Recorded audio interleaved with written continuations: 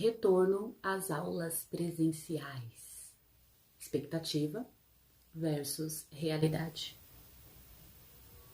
E é isso, gente. Eu sou a Patrícia, criadora desse canal Mãe de 5, e eu sempre vou trazer alguma coisa a respeito das nossas experiências de maternidade, nossas experiências com os nossos filhos, e a gente foi surpreendido ou não com esse decreto do nosso governador de São Paulo, João Dória, que escolas particulares e escolas públicas poderão retornar a partir desta segunda-feira, dia 2 de agosto, às aulas 100% presenciais. Eu resolvi fazer esse vídeo exatamente para que a gente consiga administrar esse retorno da melhor maneira possível, sem estresse, sem angústias, sem muitas expectativas e, acima de tudo, sem pressionar também muitas crianças e sem cobrar muito da gente também. E nesse vídeo eu vou explicar um pouquinho por quê. Então, gente, é isso. Antes de dar algumas dicas dos quais eu também estou utilizando na minha casa e dos quais eu também tenho orientado outras pessoas, eu resolvi trazer alguns dados aqui, tá? Dados colhidos do IBGE, dados colhidos do MEC, né? Dados fundamentados, e para que a gente possa ter um pouco da realidade da educação aqui no nosso país. Segundo o IBGE, estatísticas de 2018, 11 milhões, aliás, mais de 11 milhões de pessoas são consideradas analfabetas aqui no nosso país. Eles consideraram a idade de 15 anos ou mais. Se a gente parar para analisar, 15 anos as nossas crianças deveriam estar no ensino fundamental, caminhando para o ensino médio. Existem 38 milhões de analfabetos funcionais.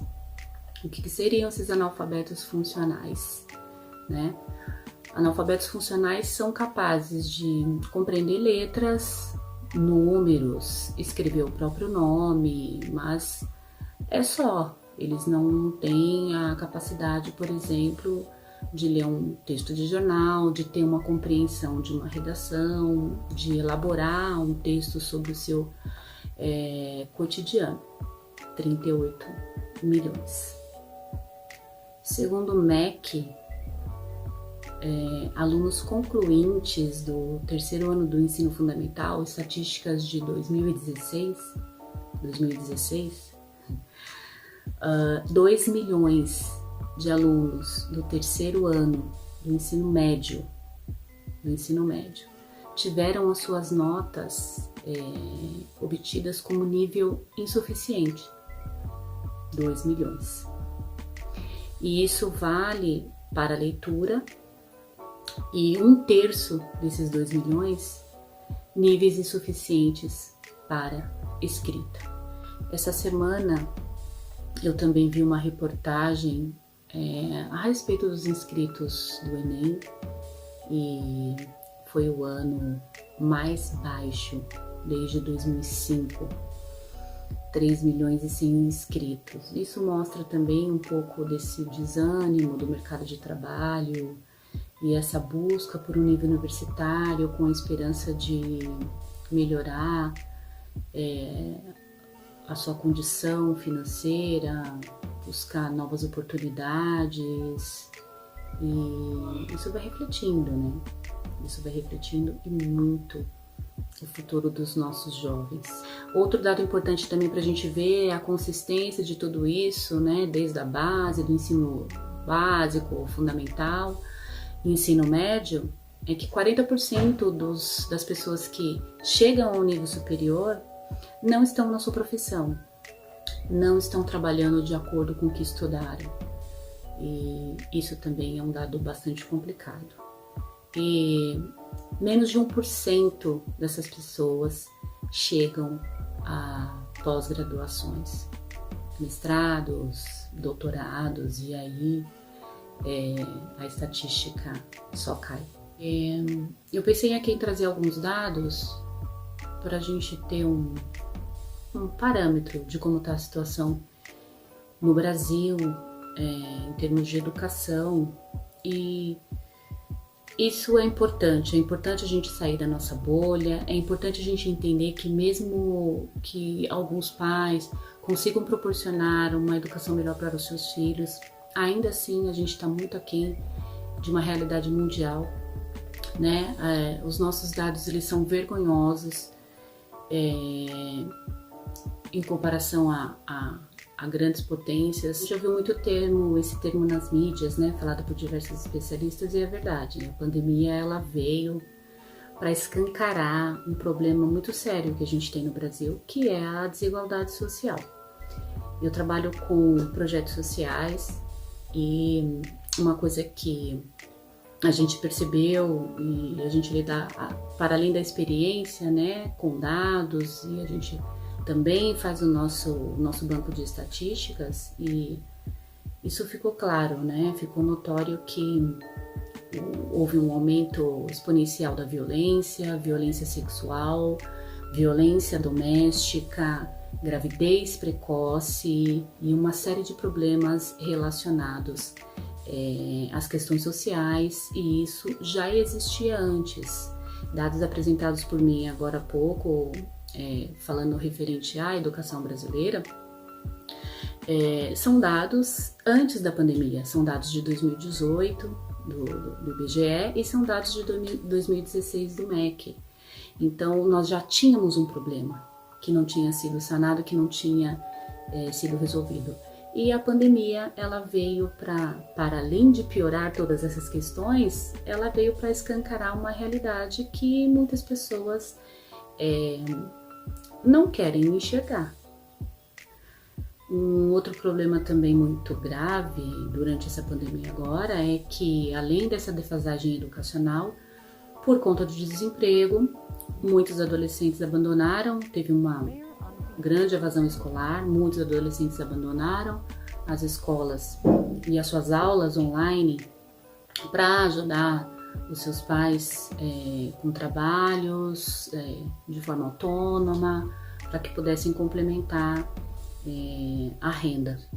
Outra coisa que acabou acelerando esse processo de evasão escolar foi que as crianças, os adolescentes, né, além de ter que ajudar seus familiares na complementação de renda, não tinham acesso à internet, não tinham computadores, famílias inteiras com 8, 10 crianças dentro de 2 cômodos, pais desempregados, fome, muitas crianças a gente sabe que vão para a escola para se alimentar. A educação a gente sabe que, principalmente no Brasil, ela é mais do que só o ambiente escolar, né? Ela é um ambiente de proteção, ela é um ambiente onde muitas crianças vão para buscar sua alimentação. Muitas crianças, a única alimentação que essa criança vai ter é essa alimentação que ela vai receber na unidade escolar. Então nós estamos falando de uma realidade muito dura, muito difícil. Então esse retorno às aulas, ele é muito mais do que tentar recuperar uma defasagem de ensino, né? Ele é um retorno social, ele tem que ser um retorno humano, ele tem que ser um retorno de acolhimento, ele tem que ser um retorno e não só para as crianças, mas para os pais, para os profissionais, que perderam também entes e que teve todo um contexto sensível durante essa pandemia. E a gente precisa primeiro nos recuperar, tomar um fôlego. Então voltar às aulas é muito mais do que pressionar, do que cobrar nota, do que cobrar matéria, do que cumprir o currículo. Foi como eu disse anteriormente, já não estava bom, né?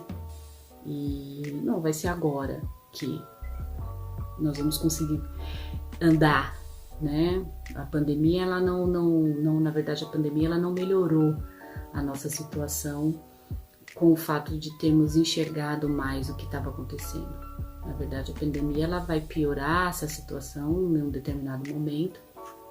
Não coloca isso, porque não quero assustar ninguém. Então vamos lá, gente. Primeira dica. E isso é importante até para a nossa vida também, né? Para esse retorno, rotina, tá, gente? Então, Coloquem seus filhos numa rotina, entrem numa rotina também, coloquem horários para fazerem as coisas, dividam de forma fracionada, sem muita pressão e por períodos curtos de meia hora, comecem com meia hora as rotinas de vocês, aumentem para 45 minutos, mais do que isso a criança dispersa. Mais do que isso fica cansativo, fica estressante e tudo que a gente faz de forma fracionada, a gente absorve melhor, o nosso cérebro compreende melhor, respira, dá uma compensada nele, dá uma retribuição para ele, chupa uma bala, levanta, dá uma volta e depois vocês retornem para as atividades de forma mais solta, mais descontraída, sem aquela obrigatoriedade que já não é fácil, né, de você estar tendo que lidar com uma matéria que você não gosta ou que você tem que lidar com uma matéria que tá difícil compreender, você já viu há tanto tempo atrás. Então, criem uma rotina e uma rotina saudável.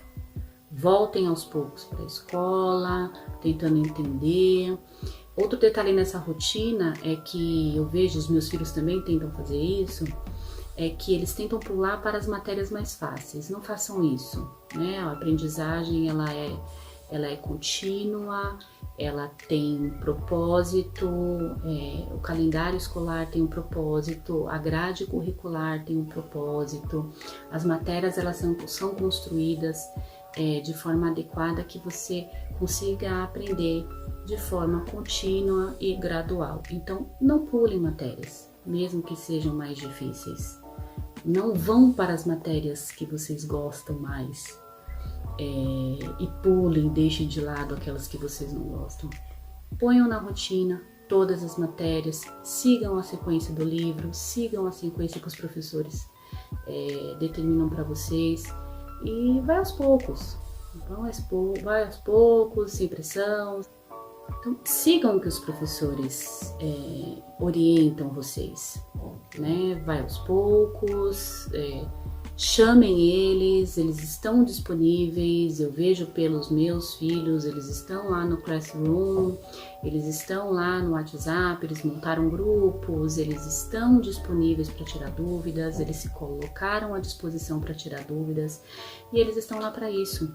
Vão atrás dos professores, questionem, perguntem se pode ser feito novamente. Outra dica que eu dou é proporcione para os filhos de vocês e entre em acordos com eles a respeito de um ambiente adequado. Esse ambiente adequado, tirem as distrações, celular, TV, música. O ambiente adequado é a gente que faz. Então, a gente pode ter uma casa grande, a gente pode ter uma casa pequena, a gente pode ter mais pessoas na casa e tudo isso tem que ser muito bem administrado, organizado, negociado. Então, tem mais de um filho? Divida os horários das atividades ou coloquem os dois para fazer em 2 ambientes separados no mesmo horário. Tirem o celular, tirem as distrações e faça daquele momento de estudo, meia hora, 50 minutos, um momento focado. Crie uma disciplina, crie uma concentração e você vai ver que eles vão aprender mais e administrar melhor o tempo deles dentro desse ambiente. A outra dica que eu dou, e eu acredito que seja mais importante, tenha calma, não se desesperem, com o fato de vocês não estarem entendendo, não se desesperem com o fato de vocês não estarem conseguindo ajudar. Eu tive uma experiência dessa na minha casa, a minha neta mora comigo e ela me pediu para que eu ajudasse ela numa conta de divisão de 3 dígitos na chave.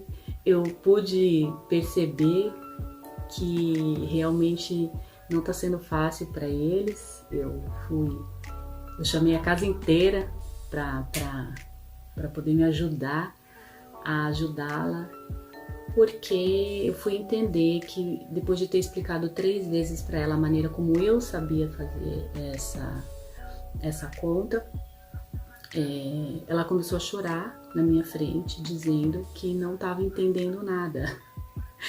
E me deu até dor de cabeça, porque aí eu fui realmente entender que a maneira como o ensino, a maneira como ela aprendeu a conta de divisão agora, né, dentro desses novos modelos educacionais, era diferente de como eu tinha aprendido. E eu fiquei ali explicando para ela durante 3 vezes, vendo a cara dela de surpresa ou de decepção, né, porque ela imaginava que eu ia conseguir sanar essa dúvida dela, quando na verdade ela começou a chorar e falar que não estava entendendo nada.